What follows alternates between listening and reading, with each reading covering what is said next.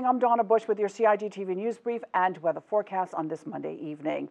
Thanks for being here with us as always. Well, last week was vaccination week in the Americas, and the Cayman Islands observed the week and its theme, using vaccinations to bring communities together. With that in mind, the Owen Roberts International Airport is now the second location for you to go and get your COVID-19 vaccine, as Therese Prehay of Public Health explains. What we have decided is to use the Cayman Bay location in supplement to the location at the Owen Roberts International Airport. What we are trying to do is just to get a greater reach of persons in order to satisfy the level of herd community that we are looking forward to in order for the government to consider reopening the borders for the Cayman Islands. Remember, you can go online to hsa.ky for a look at the vaccine schedule. Those who have not received their vaccine as yet are being encouraged to do so. Well, Workforce Opportunities Residency Cayman, or WORK, officials were on Cayman Brac last week to visit with the Cayman Brac work team, as Diane Connolly, the manager for National Training and Development, explains. We're over here in Cayman Brac, first of all, to get to know the teams better. As you know, we used to visit the Brac quite often, and we want to relaunch that, ensuring that we're all on the same page. So we brought our team down, and we looked at where we are strategically, where we wanted to go. We also examined our policy and procedures to ensure that we were in line. We also assisted in training the staff on the use of our Jobs Cayman site and how to deal with queries directly for themselves here. While on the Brac, the work team held meetings, conducted tours, held a Job Cayman registration drive, as well as some workshops. The department aims to provide all Caymanians with access to employment opportunities.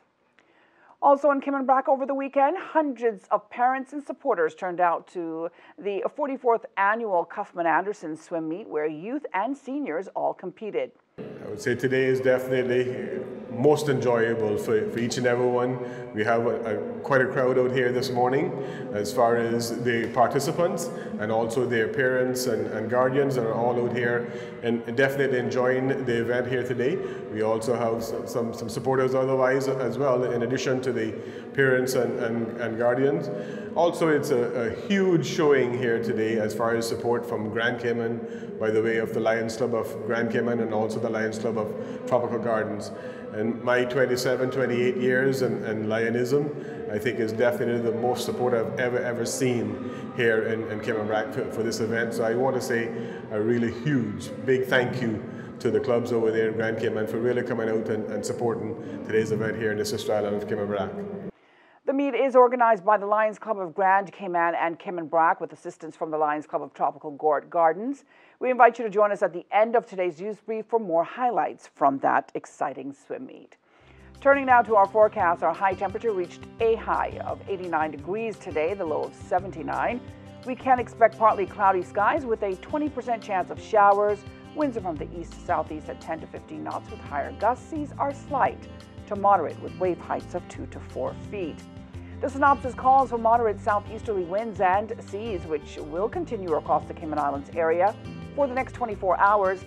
It's in association with a high pressure system over the central Atlantic Ocean.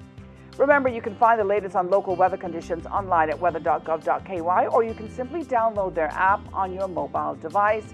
That's CINWS.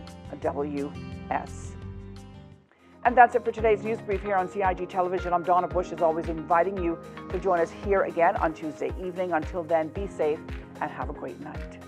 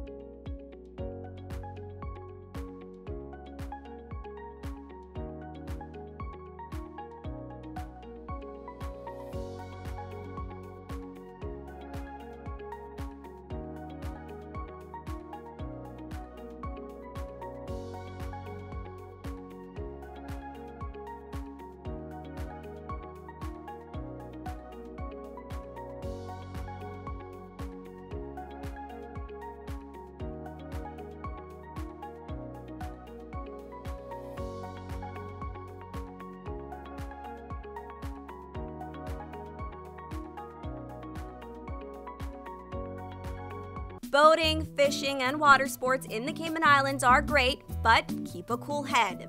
Here are 7 tips for fun and safe sea outings. Number 1. Use a checklist to plan your outing. Check the weather forecast, make a float plan, and share it with someone who is remaining on land, stating where you're going, with whom, and when you're expected to return. Visit your nearest marine supply store to get your safety gear.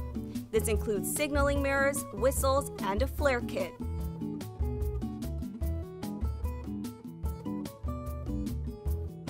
It's also very important to have onboard flotation devices and life vests for each person. There are different types of vests. Some are for water sport activities such as snorkeling, and others are for going on offshore boating or on fishing trips.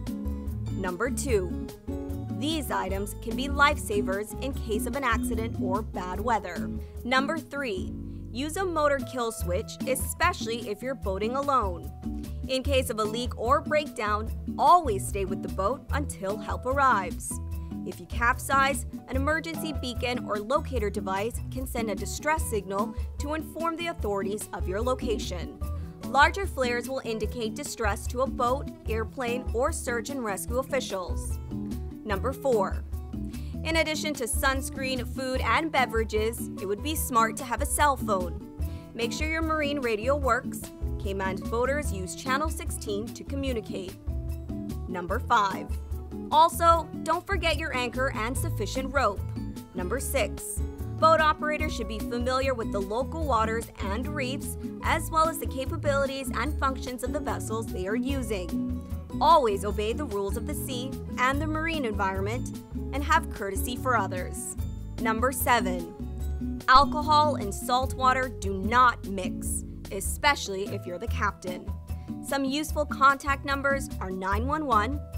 The RCIPS Marine Base is 649-7710, and the Port Authority is 949-2055. Smooth sailing, all!